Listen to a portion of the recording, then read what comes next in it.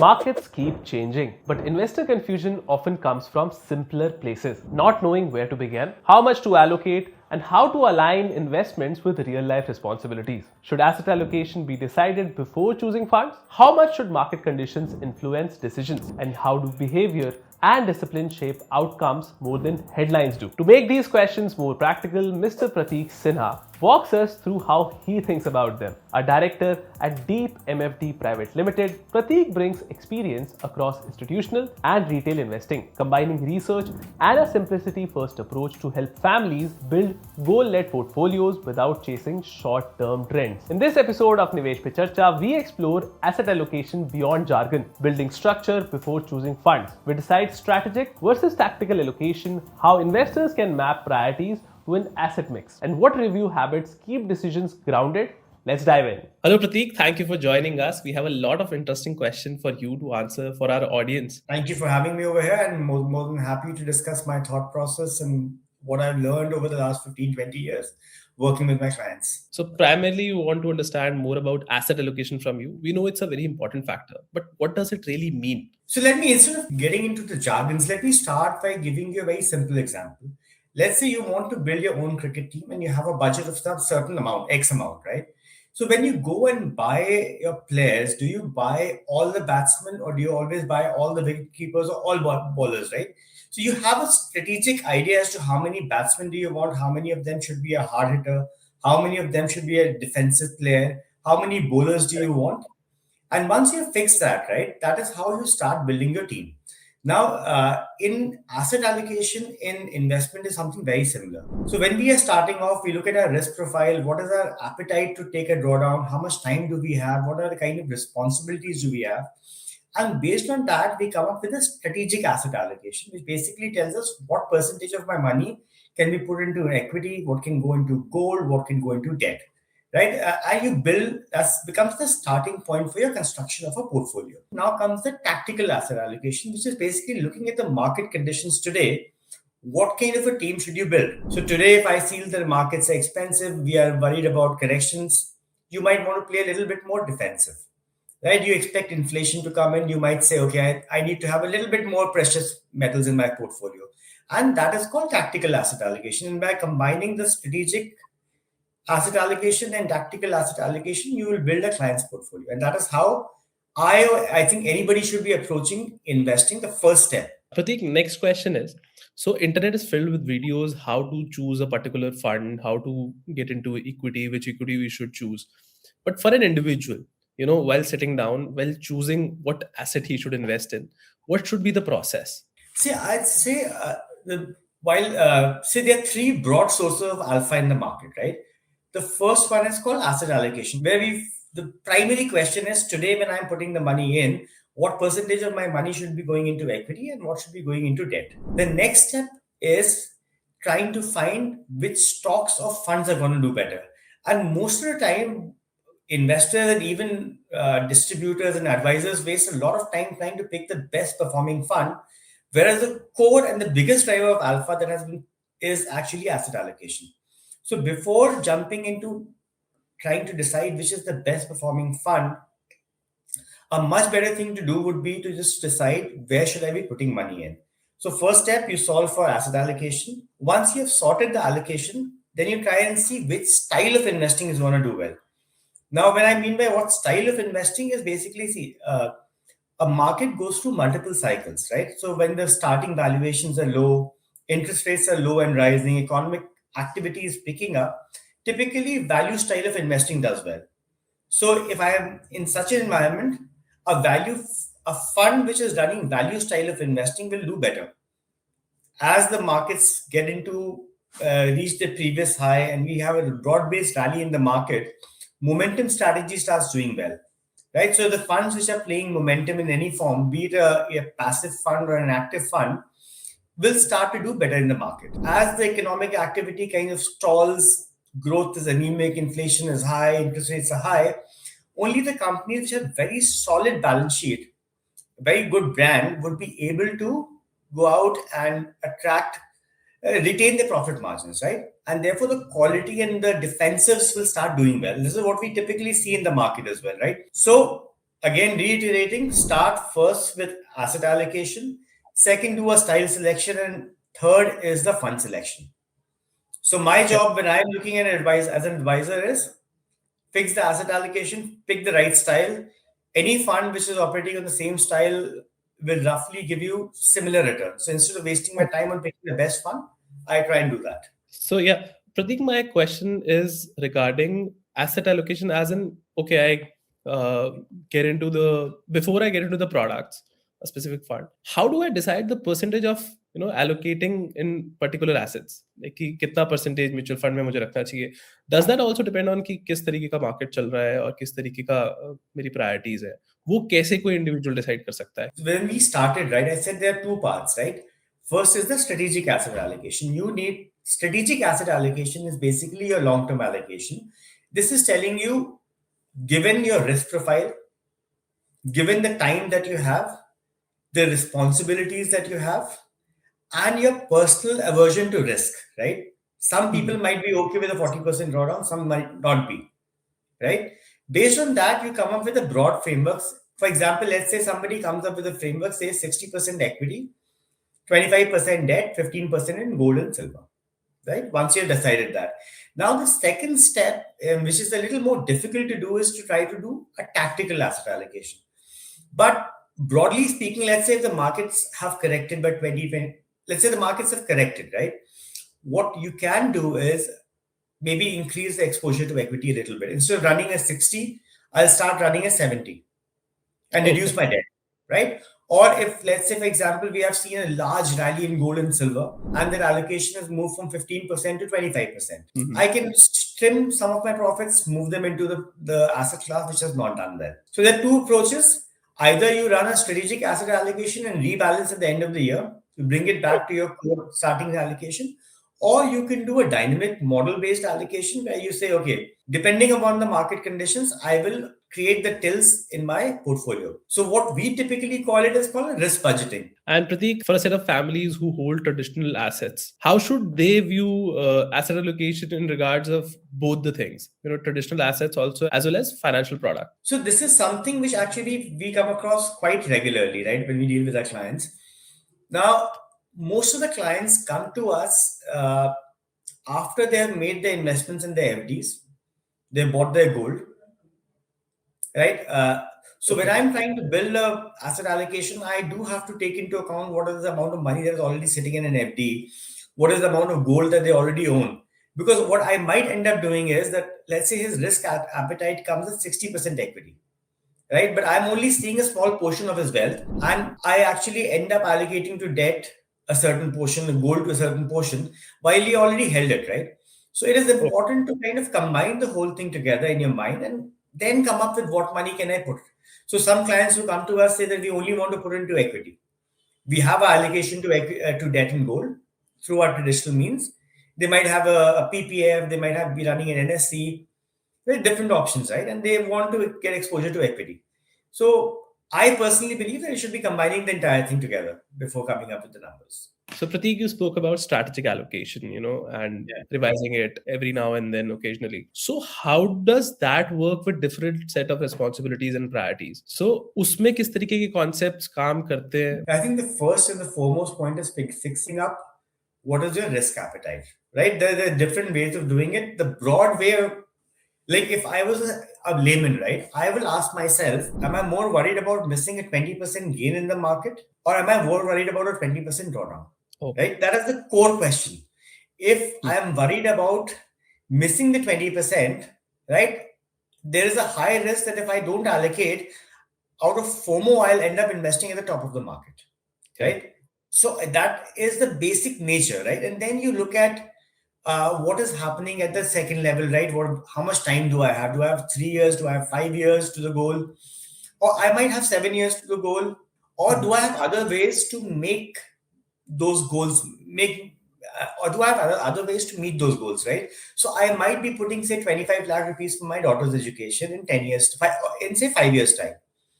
But I know this is just me being prudent. I have other sources of capital as well. So you can play a little bit more aggressive than a guy who has absolutely no leeway in terms of the portfolio is not delivering the returns, right? So it is very, very subjective. You Makes sense. have to do your own risk allocation. You have to understand your basic nature, because irrespective of what I tell you, whatever the risk profile tell you, if you are someone who will FOMO, right, you need to build it into your risk profile.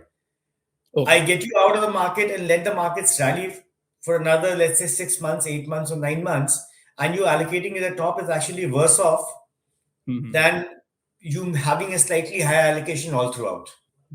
Do you also experience such behavior do you also see such behavior in individuals that they have a wrong or a different understanding of their risk profile, and they do such things as you mentioned, that they invest while the market is on the top? It is normally the case. See, Sumit, the biggest challenge is always trying to convince the client to invest when the markets are down, and Oh. not to invest when the markets are up. Right? It is see as a it's always easy to sell a fund or a product when it is delivering fantastic returns.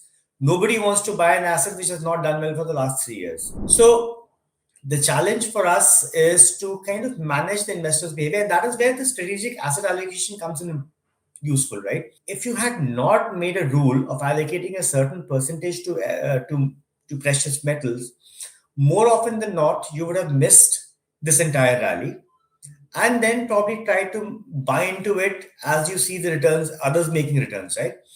Having a small allocation, even when it's not doing well, allows you to kind of for that basically you have three players, right? One of them fails, the other person picks up the slack. And Okay. that is why it is important to give a little bit of everything, and then you can create tilts as per the market. Okay. Also, Prateek, as you spoke about, a particular fund not working for a particular time and then it works. Do you have a certain strategic calculation that you do, that you can figure out the fund which has not worked for a particular time, now it is going to work, now it is going to deliver good returns? So actually, it'll get very technical. I do apply some method to it. It's not completely random. See, you need to identify the fund manager's investment style, right? Okay. So if you have a fund manager who was playing quality and growth in large cap space starting 2021, he has continued to struggle for the last 2 3 years, irrespective of how the market is done. Most of these guys, right? The reason is that the markets were not rewarding quality and growth. Right now, when I'm picking a fund manager, I need to go and see if he's sticking to his style. Just because his style is not working, is he changing his style or is he sticking to his conviction, right? And second thing is this underperformance coming because his style of investing is not working, or because he has done something which has not worked out? See, if it's a temporary, let's say he fails to catch a trend for a particular sector going to do well, right? He will be able to correct that mistake in the next 5 6 months, right? He will reallocate the portfolio, readjust, and capture the gains, right? Now, if something has not worked for 2 3 years, and his peers who are operating on a similar style of investing were doing well, then there is a problem, right? Then you need to dig deeper as to why is this person or this particular fund not delivering the returns despite the favorable market conditions, and you've given them enough time, right? So how I do it is a little more quantitative and involves a lot of statistical analysis, but the Correct. summary of it is this, that you need to see if the style is not doing well, or is he the only one, or is that fund the only one which has not delivered the returns? And Interesting. if it is, and then wait for give him 6 8 months to catch up. And if he still doesn't do it, then there's some problem. You need to go and check in deep. What I can tell you for sure is if you chase the winners of the last 4 5 years, you'll definitely end up losing money. Okay. The reason for that is, as I mentioned about value, quality, momentum, right? Each of these factors have a cycle of 3 to 5 years. So when you look at the star ratings of a fund, or you look at the past 3 to 5 year returns, they will all look very rosy at the end of the cycle because they would have done well. Most of the star ratings also give a very high weightage to the past performance, That's last true. 3 to 5 years. So when you look at those things, you will always end up tilting your portfolio on the wrong side. Okay. So ideally, if you are your own investor, either get into an index fund or pick 4 or 5 funds, each having a different style.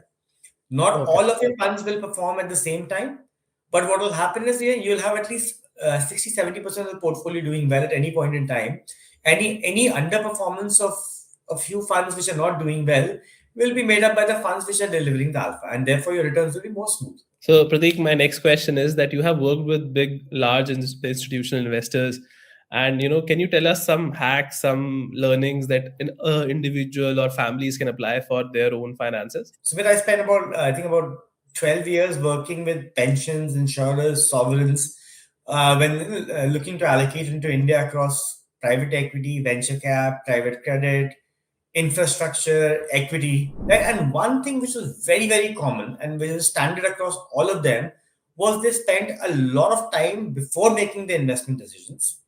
Okay. And once they had made an investment decision after the research, they would stick to it. What I find with most of the retail investors or even ultra HNI investors is they invest quickly and they come back to reevaluate it after 6 months. Right? Okay. So that is the biggest difference, right? You need to figure out what you want, whether that particular thing or a fund will meet your requirements or not. Once you've done that, that is when you start making. And see, again, coming back to asset allocation, it might sound repetitive, but even if you go and deal with a large insurance company, right, they do have a very detailed asset allocation plan made up. They project the liabilities, they look at the projection, they project the cash flows, they look at what kind of money they'll be receiving, and they have a very detailed workout as to when do they need what kind of money. And once they have done that, right, basically they've projected out all their requirements and all their responsibilities. That is when they start rebuilding the portfolio to match with what their requirements is.